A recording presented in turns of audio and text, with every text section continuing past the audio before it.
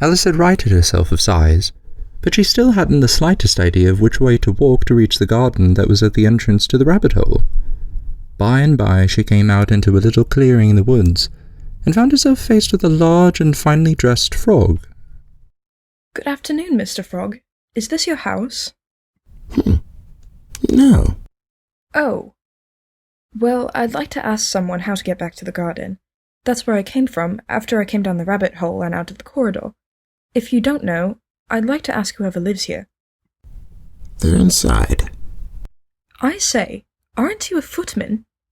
I just noticed you're dressed like a footman, and if you are one, then you ought to be receiving callers and opening doors and such. I do open doors, only you didn't knock. I only didn't knock because you're on the outside of the door. Quite right. There's no sort of use of you knocking, and that's for 2 reasons. First, because I'm on the same side of the door as you are. Secondly, because they're always making such noise inside, no one could possibly hear you. Please, then, how am I to get in? There might be some sense in you knocking. If we had a door between us, for instance, and you were inside, and you might knock, and I could let you out, you know? Yes, but how am I to get in? I shall sit here till tomorrow. Or the next day, maybe. How am I to get in?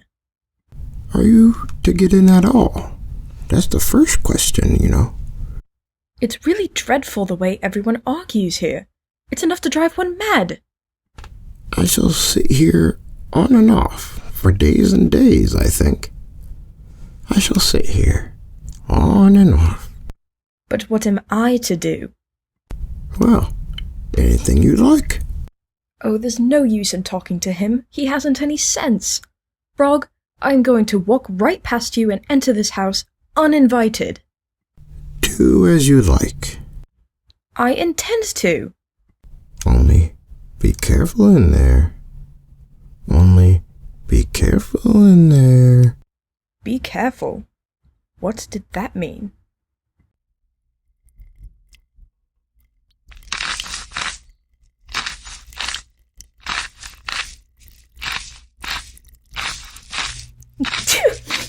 There's entirely too much pepper in that soup. That's how it's best. Full of pepper. Very good for sneezing. Been a cook all my life. I have known what's best for a soup. I do. If it doesn't prompt lots of sneezing, then you're doing it all wrong. I don't mean to belittle your profession, cook, but I didn't know soup was meant to ignite sneezing. I thought it was meant for nourishment. Soup is for both, for nourishment and for sneezing. Now, what is your name, child, and what is your occupation? I am Alice, and I haven't any occupation. Then you don't know a thing. Does she now? No, she doesn't know a thing. I'm sorry to barge in unannounced, but your footman seems rather confused, and I'm trying to find someone I can ask about directions. All the best directions are here in my cookbook. That's very good, but I meant directions about how to walk. The best way to walk is to use your own feet and to interchangeably put them one in front of the other.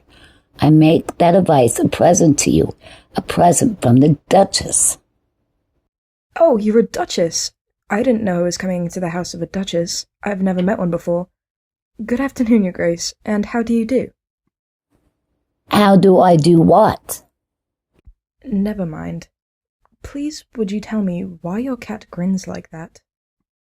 It's a Cheshire cat, and that's why. Pig.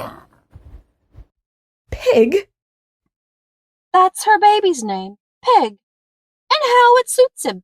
Very distinguished. Pig. His name is rather unfortunate. Cook, did you hear that? She thinks his name is rather unfortunate. Well, it isn't. It's Pig. Definitely Pig. Saw it with my own eyes on the certificate at the christening. Yes, The Queen did give me a paper with his name printed at the christening. There isn't one now. Pig Dear ate when I was turned the other way.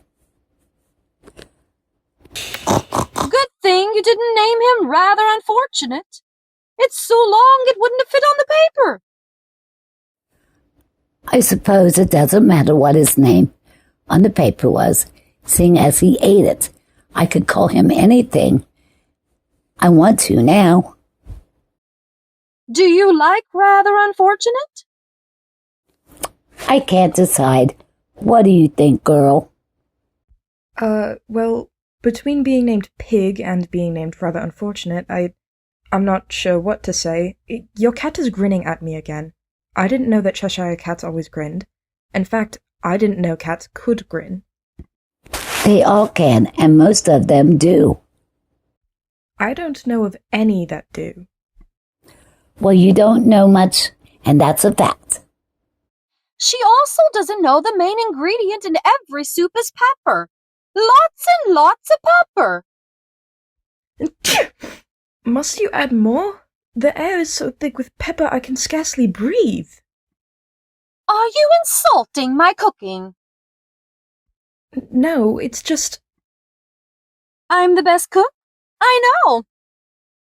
She's the best cook she knows. I said nothing about your cooking, truly. Only that it was hard to breathe due to the quantity of pepper. But I'm sure you manage your kitchen beautifully. What an insolent, impertinent child! Do you know of any other cook who can throw a silver platter at the fire and make it in on the first try? I don't imagine that to be part of being a cook. And are you a cook? No. Then you have no idea what you're talking about, do you? She has no idea what she's talking about, does she, Duchess? She has no idea what she's talking about. See here? Watch your head now. Ah! It's all in good fun. Oh, we're sure to have fun now. Big Baby loves this game. Yes. I don't see how it can all be in good fun when you could have taken our heads off. No. Heads taken off? You don't see the Queen here, do you? You're frightening me. Oh, please, Duchess, you're her employer. You must tell her to stop. This is our favorite game. Here comes another. It's a tea kettle this time. Oh, duck your head. Please mind what you're doing, cook. I don't mind at all. She doesn't mind at all. But the baby must be frightened. Oh, there goes his precious nose. She'll knock it clean off. Say, that's a fun game. Pig dear, what fun to have your nose knocked off by the cook.